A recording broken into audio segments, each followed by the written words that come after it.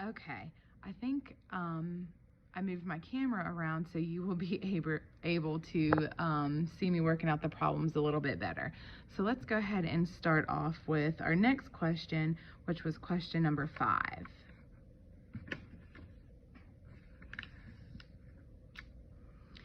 There are 136 students in the school cafeteria. There are 8 students sitting at each table. How many tables are in the cafeteria? So we know the total number of students, which is 136, and we're putting groups of 8 students at each table. So just like question number 1, we are taking that total amount and splitting them up into groups of 8. We just don't know how many groups of 8 or how many tables. So we're going to go ahead and divide again. 136 divided by 8.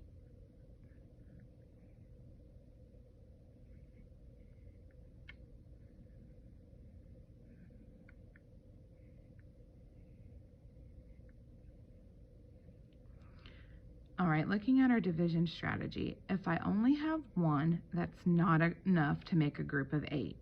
So I cannot make any groups of 8, and 0 groups of 8 equals 0. Let's do second and third grade. So we can have second, third grade, and maybe let's do EC with this group. I'm just trying, because that took a lot longer than expected, and I'm trying to get all this done by about 1 o'clock. So let's put EC, and maybe Encore can come in on this too. I think we can spread out enough that nobody will feel uncomfortable. I apologize for that interruption. Ms. Watkins is calling us into some meetings.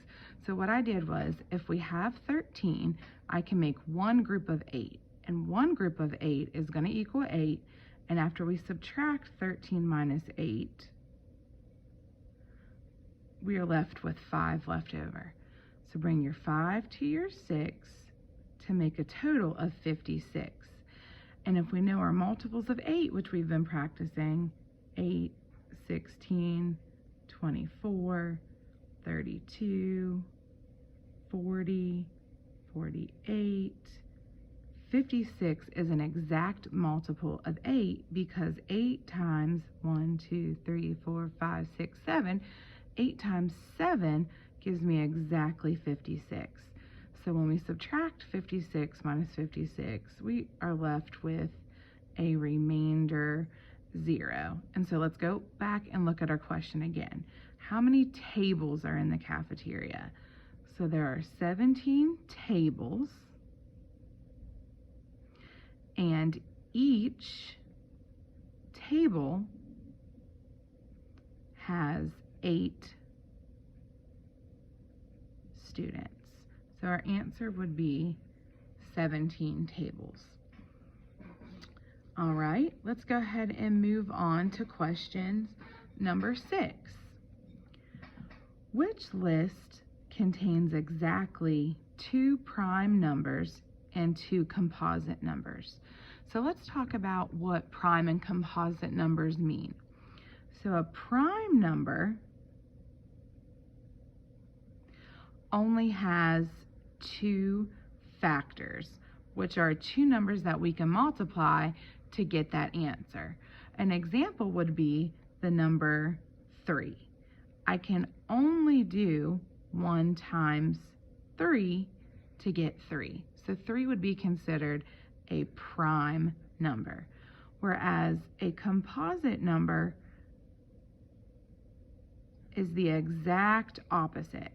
It has more than 2 factors, such as the number 4. We can multiply 1 times 4 to get 4, or we can do 2 times 2. So 3 would be a prime number, 4 would be a composite number. So they want us to find a list of numbers that has 2 prime numbers and 2 composite numbers. So let's go through and label our answer choices. 13 is considered a prime number we can only multiply 1 times 13 to get 13. Whereas 14 is composite because we can multiply 1 times 14 or 2 times 7. 15 is also composite. We can multiply 1 times 15 or 3 times 5. And 16 is definitely composite because we can do 1 times 16, 2 times 8, 4 times 4. So A cannot be our answer choice because it has 3 composites but only 1 prime. And we're looking for the answer choice that has 2 prime numbers and 2 composite numbers. Let's check answer choice B. 2 is a prime number. We can only multiply 1 times 2. 4, like we said over here in the example, is a composite number. 1 times 4 or 2 times 2. 5 is a prime number. We can only do 1 times 5. And 6 is a composite number because we can do 1 times 6 or 2 times 3. Hey, I see 2 prime numbers, 2 composite numbers. To me, that's looking like our answer choice. I'm going to go ahead and quickly go through my other answer choices. 7 is a prime number. 8, composite. 9, composite. Because of 1 times 9 or 3 times 3, 10 is composite. Too many composites, can't be C. 25 is a composite number. We can do 1 times 25 or 5 times 5. 26 is a composite number. We can do 1 times 26 or 2 times 13. 27 is actually a composite number. 1 times 27 or 3 times 9. And 29 is a prime number, so that cannot be our answer choice.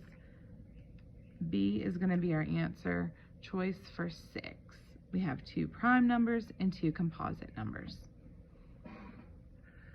Let's go ahead and look at question number 7.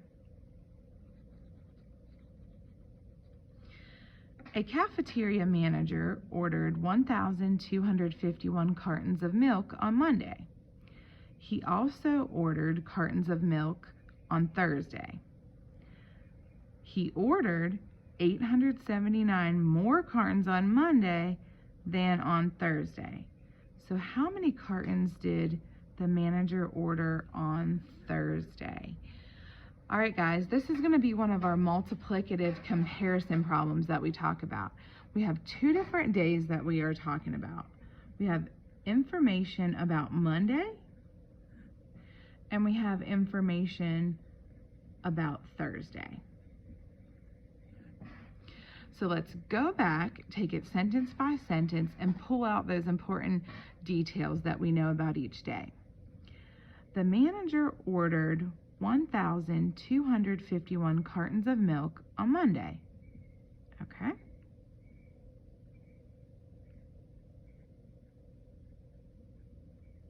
All right. Got that sentence taken care of.